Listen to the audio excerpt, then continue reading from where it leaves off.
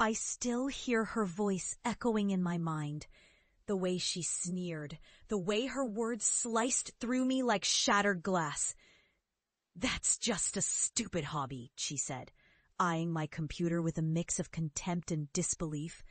"You're wasting your life chasing some futile dream. Artists? Social media? You're an embarrassment to this family." It was years ago, but the memory burns like fresh scars. I remember sitting there, trembling, fighting back tears, feeling the weight of her judgment, the cold shoulders of my entire family closing in around me. They laughed at me, dismissed me, told me I'd fail, that I was chasing an illusion. My passion for digital art, community building online, these were deemed inconsequential, trivial pursuits compared to real careers in medicine, law, or business. I was supposed to settle, to give up what I loved, to be normal. But deep down, I knew I was meant for something different. I knew I had a voice that deserved to be heard. And so, I made my choice. I cut the cords of their skepticism, abandoned the safe, predictable path they expected of me, and threw myself into my art with everything I had.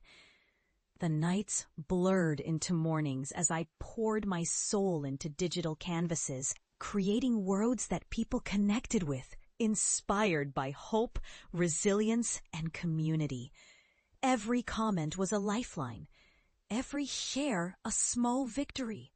I built something real from the chaos of my doubts.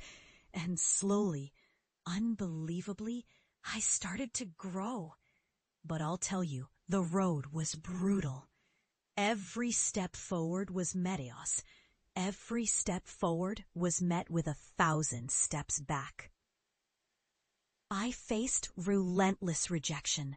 The whispers behind my back, the family dinners where I was silently dismissed.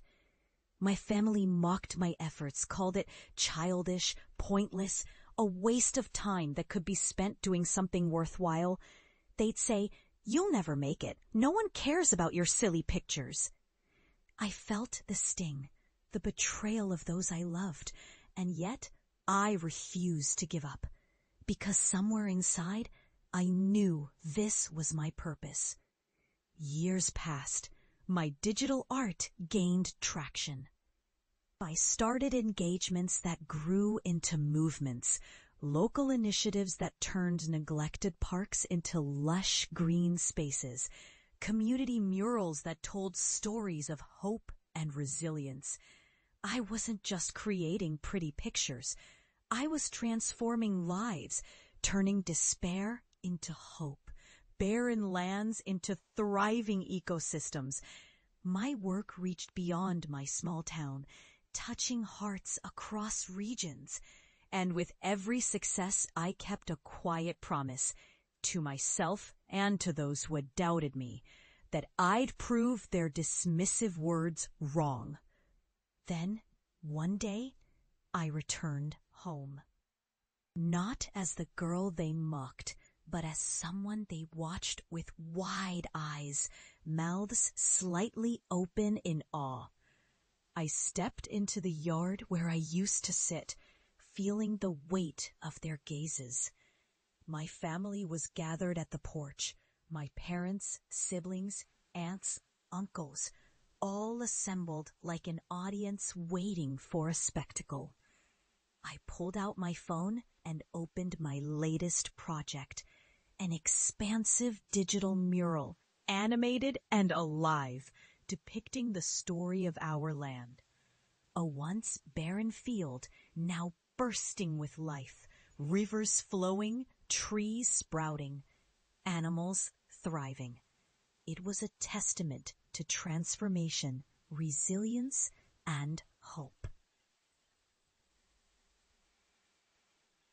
I played the animation, and as it shimmered before them, I saw their faces shift from skepticism to disbelief, then to awe, "Look at this," I said, voice steady yet trembling with emotion. "This is what I've been working on. Not just art, but a movement, something real, something meaningful. I've turned the barren lands around us into a symbol of what's possible when we believe in each other and in ourselves." The silence stretched thick, heavy with unspoken feelings. Then my mother's eyes welled up. She looked at the mural, at the vibrant life I had created, something she had dismissed as meaningless. Her voice cracked as she whispered, "We never understood what you saw. We only saw the silly girl with a computer, never the power behind it." My father, standing beside her, took a step forward, eyes moist. "We thought you were chasing a fantasy," he admitted. "But you've shown us that dreams, when fueled by passion, can change everything. You've proved us wrong in the best way possible." In that moment, I felt a flood of tears, relief, gratitude, pride. But more than that, I felt the weight of all those years of doubt, the pain of rejection, the betrayal of family turned to understanding and acceptance. It wasn't just about my success. It was about their awakening, their recognition that the world isn't black and white, that true worth can come from the most unexpected places. I looked into their eyes and softly said, "This is just the beginning. I want you all to see that my work isn't inconsequential. It's about creating change inside ourselves, within our community. I hope you'll see that the passions we pursue, no matter how unconventional, can build something lasting." Today, I return to show them that I've become exactly what I set out to be. Someone who creates hope where there was only despair, who turns barren landscapes into lush, thriving worlds, who refuses to be silenced or diminished.